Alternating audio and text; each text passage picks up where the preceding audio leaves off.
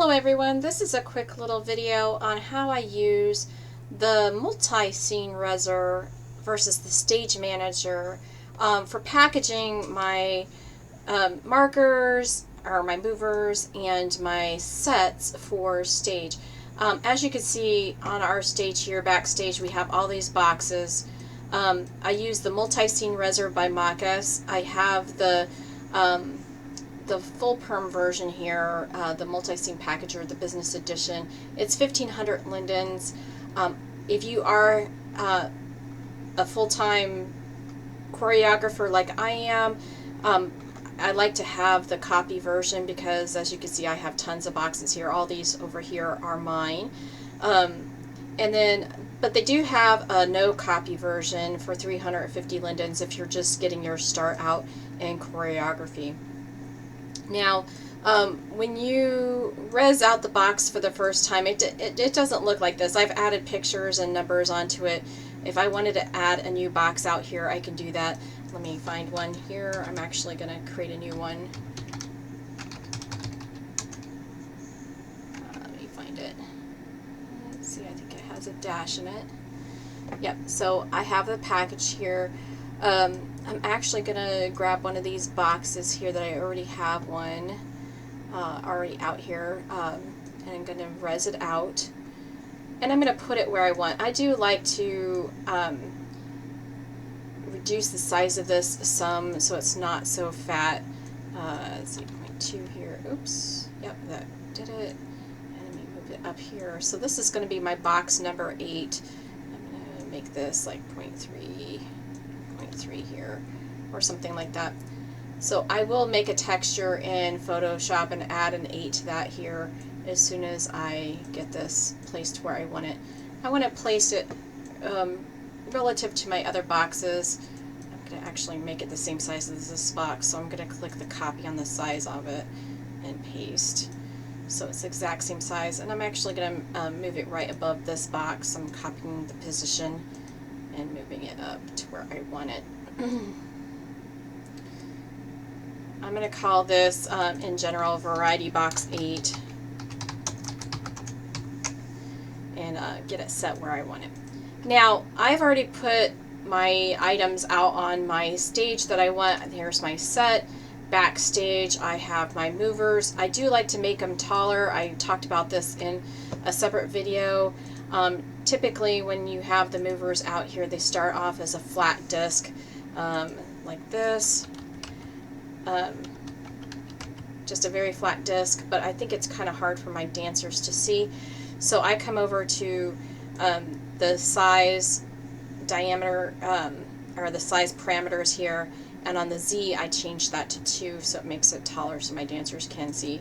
I also like to place a board underneath it, so if my dancers need to page down or page up, they can see where their feet hit the board, and that puts them in the proper position when they're on stage so they're not sunk into the floor or floating really high.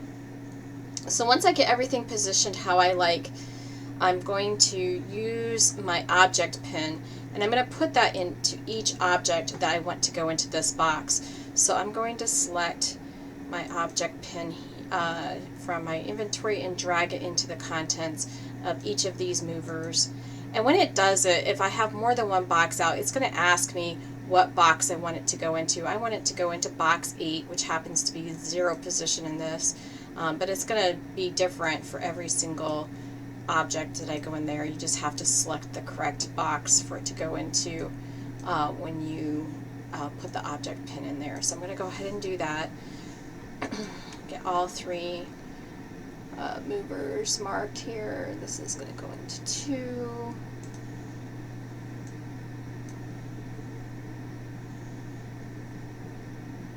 This is going to go into, let's see, 9. And this last one, it's going to go into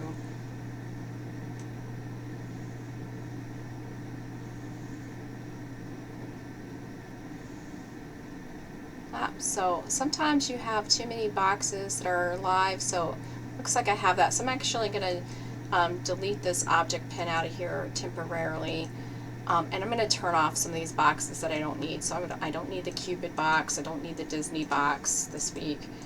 So I'm going to go ahead and turn some of these off. I don't need the harem box. So I'm going to go ahead and turn off the scripts. So scripts to not running. And that's helpful to know. You can turn off the scripts for some of these boxes so they're not consuming a lot of script time on your sim when you're running a show. I try to turn off as many boxes as possible that I'm not going to be using. Some of these other boxes I'm going to be using for the show, so I want to leave them live and the scripts running.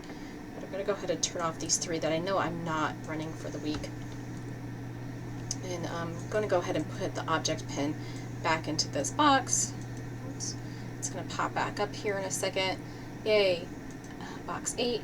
And then I'm going to put it also into my set. Now my set on this instance just happens to be 1 piece, but oftentimes I have many pieces, some of them fading in and out. So make sure you grab all the pieces that you need and put an object pin in them. So you get all your object pins set. I'm going to put this in here, variety box 8. Alright, so I'm going to come over here to where my box is, and I'm going to pick up all these pieces now that I had rezzed out and take them back into my inventory. Take. And it will memorize their position based on where they are on sim. So if you rezz that box out, it's relative to the box. So there's different ways to do it, but I like it relative to the box because no matter where what sim I go to, if I'm doing a traveling show, I can rezz it relative to my box. And I have a traveling stage that I can use that has the same setup as this stage for our shows here at Moulin Rouge. Now you notice you see all these objects in here. I'm actually going to delete these objects that come in here, and I put all my 5 movers in here and my set in here, and then I'm going to edit the scene note card. And it gives you an example on how these should be set up. So in the brackets is what the button name is going to be called. So I'm going to call this Do It because that's the name of this act. Let's see.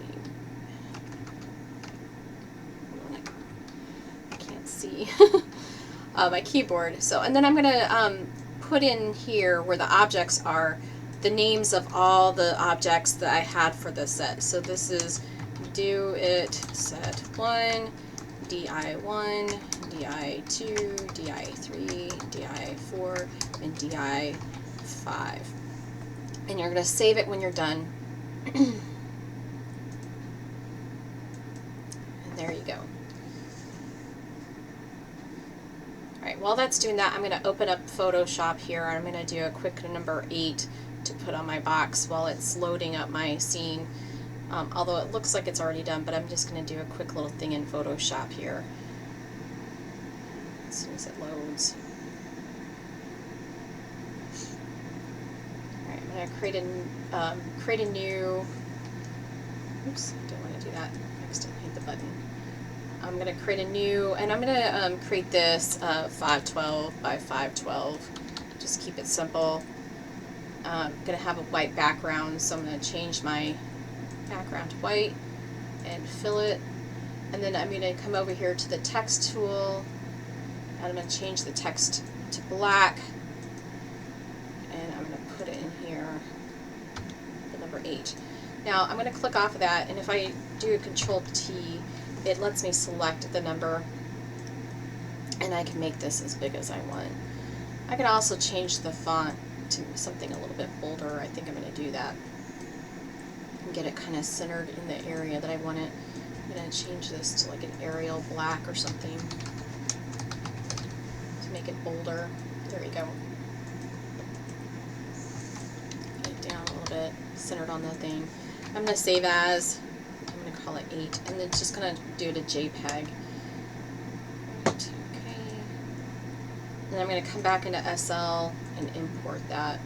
Go to Build, Upload, Image, and put in my 8 there and bring it into SL. I'm going to select my box. I'm going to drag the texture onto there. So now my texture's on there. So I'm working on box 8. I'm going to select the box and As you can see, my Do It button is here. Any additional ones I have will come on here. Just so you know, the shorter the names of the objects that you put into the box and on your note card, the more objects you can get in there. And I'm going to check my position. Everything looks great. All my movers are in the proper place, and I'm ready to go. So when I was doing the card, let me remove this, I'll show you.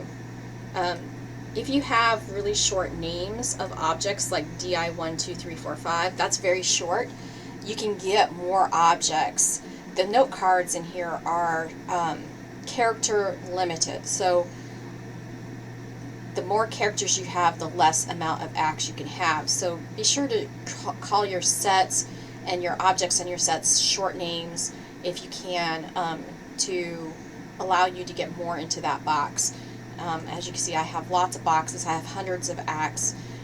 So in any given box, there could be up to probably 25-30 acts per box, because I have gotten it down to a science of calling things by short names. When I first started, my boxes had kind of longer names, and I have less items in those boxes than the ones I have now. And that, everyone, is a quick little tutorial on how to use the multi-scene Rezzer. I'm going to show you what it looks like. So this is box 7. As you can see, I have several acts in this box. All of these were done on the note card. They all have, on the scene note card, I have spelled out exactly what's in that box. It's based on what's the contents. So you have your contents here, everything's in here. And on the note card, you specify what things in the contents are going to be in that set. So here you go. And that's an example of what this looks like here. Alright, I hope you guys have a wonderful afternoon and enjoy.